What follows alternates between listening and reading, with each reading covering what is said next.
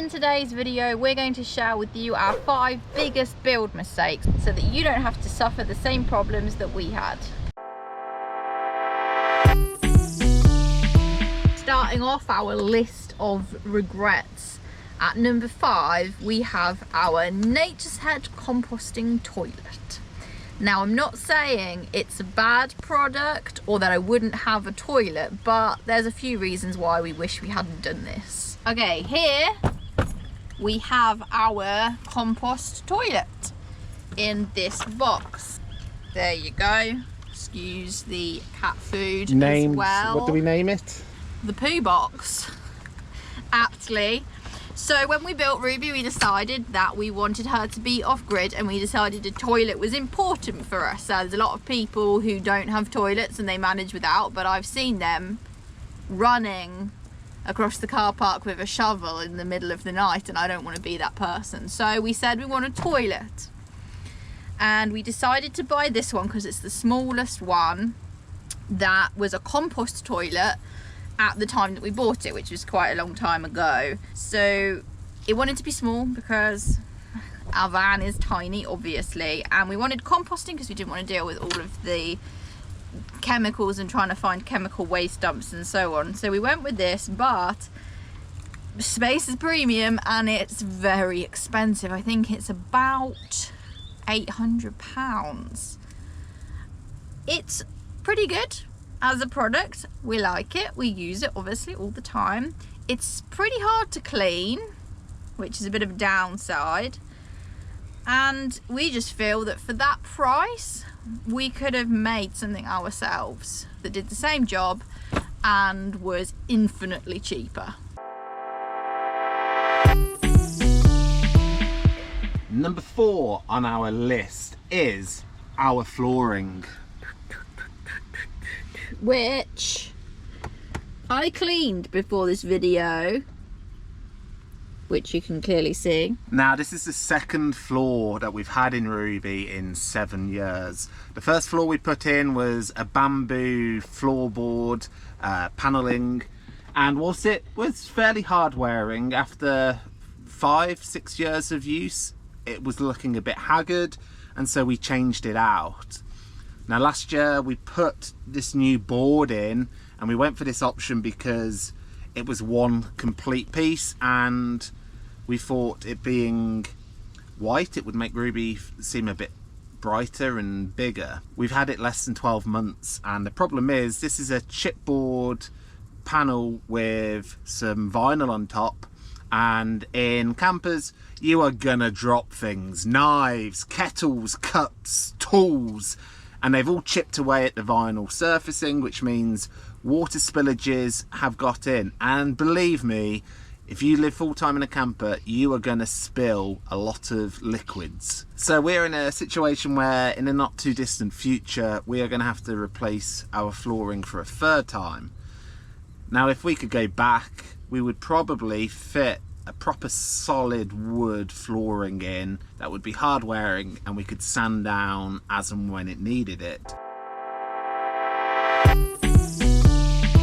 Number 3 comes in with the water tank. Now, the water tank in this camper is a flexible marine tank that sits over the wheel arch, and we thought, or maybe I thought, I was very, very clever, because this is a really odd space to use over the wheel arch, because obviously you've got the shape of that inside the car, and I thought if we could use that for our water storage, then we could keep all of our other cupboards for other more exciting things.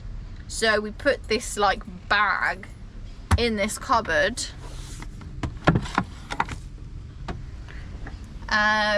It works, but this is the reason why I hate it. Right.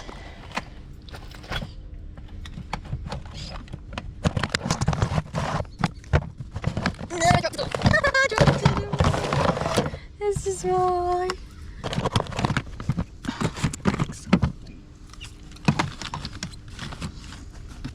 Okay. Because when you want to fill up said water tank, firstly you have to fill it up inside because we didn't want to cut a hole in the outside of the van and run an external filler point, which now I would happily chop pieces out of my car. So you fill it up with this, you just pour water in here, which doesn't sound too traumatic, and then you might be thinking, well, why did you take everything out the cupboard? Because it's right here and you didn't need to take it out the cupboard. But the problem is, it's down in here. You can see it there.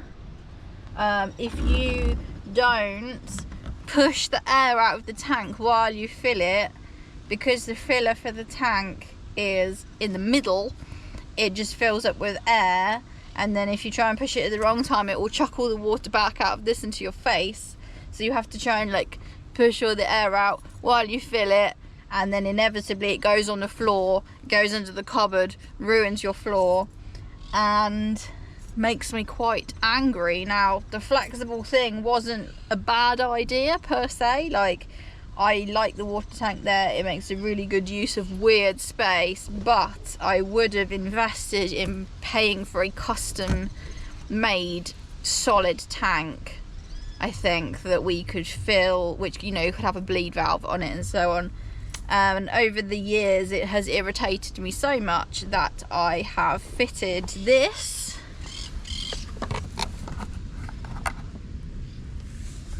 which tells you the water level in the tank, because otherwise you have no idea how much water you have. And I do also have a plan to fit a bleeder into this as well to try and stop this incredibly irritating issue, but I'm not sure it's going to work yet, so I haven't done it.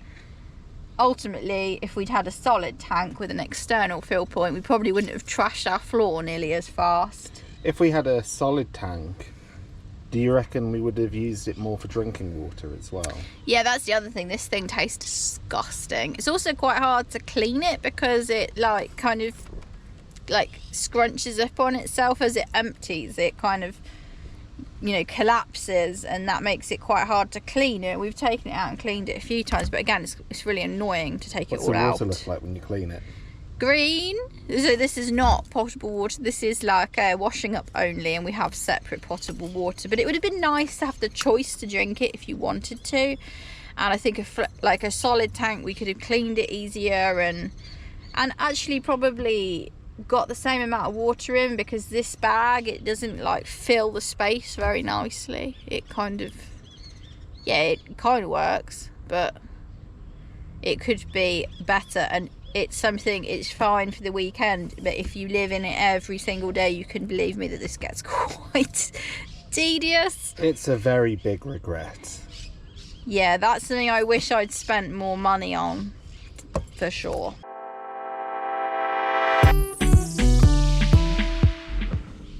Right, I think you can see us, and this is exactly what we're about to talk about on point number 3. Point number 2. Point number 2. Our seating arrangement. Now, we thought we were being clever when we put the compost toilet in because we built a seat around it, but as you can see, it's not exactly level height. Add to that the fact that we once had a table which was about here. Trying to sit under said table was a bit of a problem. Well, you right? couldn't fit your legs under the table because the table was the height of the toilet. So it was good for me. I sat here and I was great. Didn't work with that. And yeah, the height. So we couldn't put a table like we had a table. Which means we couldn't eat together and enjoy a beautiful romantic meal. And so the table is now a drawer, which you can't see, but it's here. It got cut up and what was the word? Upcycled. Upcycled. I was going to say it got like downgraded. So that was what I was trying to say. But yeah, but that had to be that height because of the toilet. We also have a custom rock and roll sofa. Now, rock and roll sofas are ones that have hinges that move, so you can also use them as a sleeping space. The problem is That is our space. This is the sleeping area, and so while in theory I can pull this out and it comes, you know, basically to the toilet to make this a bed, in order to actually sleep in the bed, then I'd have to move everything into the front or like under the bed. Again, it's possible, but what really isn't possible is fitting 2 people in this space. Because we've built this We've cupboard got behind this you. cupboard, and I wouldn't change that cupboard because I think we need the storage space to live in this full time, but realistically this is just too small for 2 people, and so we never ever use this. Now, we've used it twice in almost 5 years, once during a hurricane and once when it was incredibly windy, but 2 times in a very short space of time is not a great use of space. So if we could go back and do it again, yeah, we would just make this like a permanent bench storage, which would actually give us more storage, because at the moment you can't see it, but it's like this, the seat, it's not level like this, it goes at an angle because of the way the hinges work, and that means not only do we lose storage, but it eats everything. Like if you lose something, I guarantee you it is in the back of this. it also breaks laptops. Yeah, it's a really good storage space, but if we'd known that we weren't actually ever going to use this as a bed option, we would have just made it a permanent sofa and been done with it. We could have had pull-out drawers like here. We would have kept the speakers. We would have kept the speakers. I have no regrets about the speakers.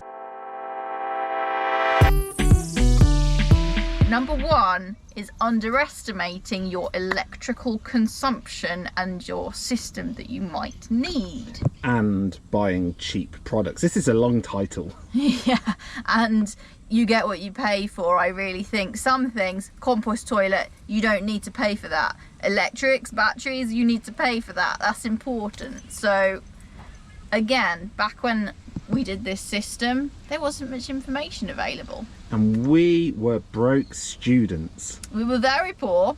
Don't forget that we also had to fix the entire mechanics of the van, the engine, the gearbox, everything else, as well as build it. So money was on the tight side, and this is why I really wish I hadn't spent it on a big fancy box of shit and I put it into the batteries.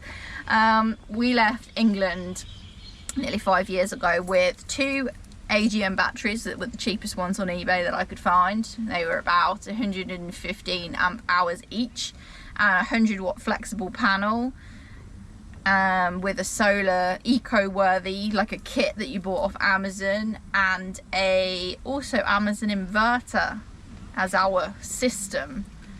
And to the best of my ability, I believed that it would cover what we used in the camper. I thought it was okay. Was it? No. 6 months into our travels in the US, we were already getting the batteries tested, and we even bought an additional flexible panel, right? Didn't learn, bought it off Amazon.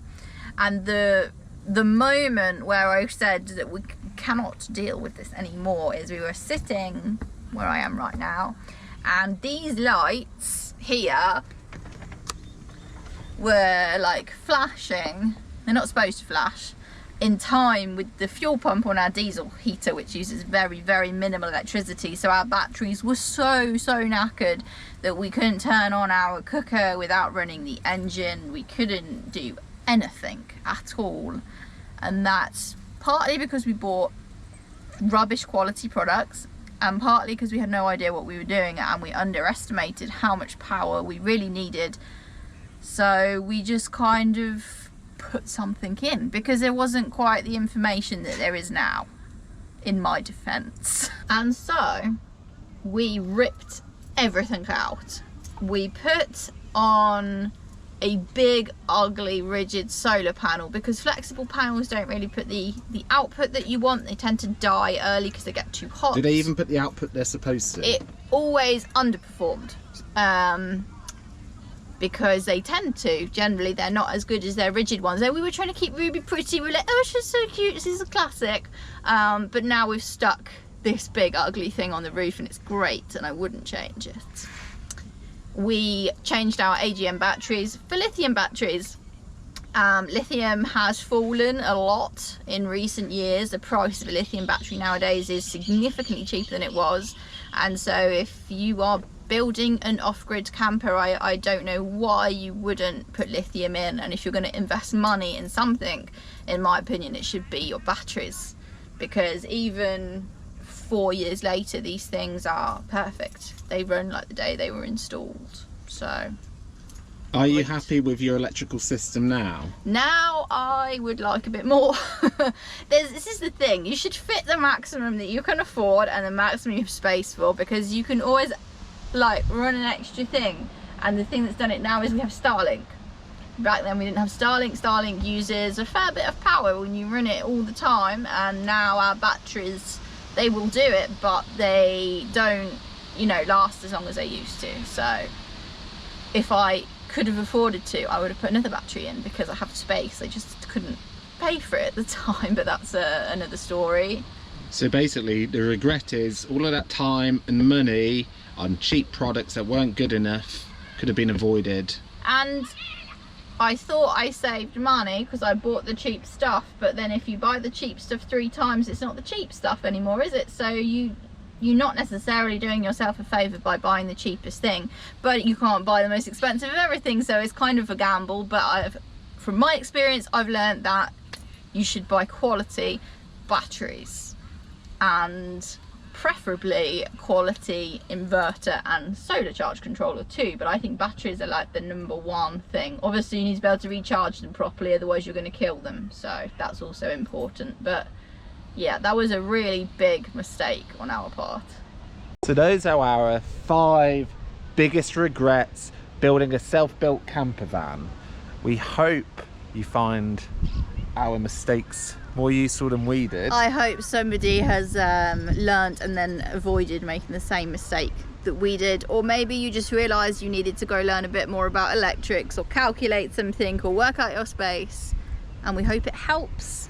Now, no camper build is ever going to be perfect, and even after all the research there will be things that don't quite work out or you want to change. But if you have any questions about your van build, let us know in the comments below, and we will really try to help you based on our experience of life in a small vehicle. And if you haven't already, make sure you hit subscribe, because we regularly post content about full-time van life, fixing our camper on the road, and just trying to get by, really. And we'll catch you next time.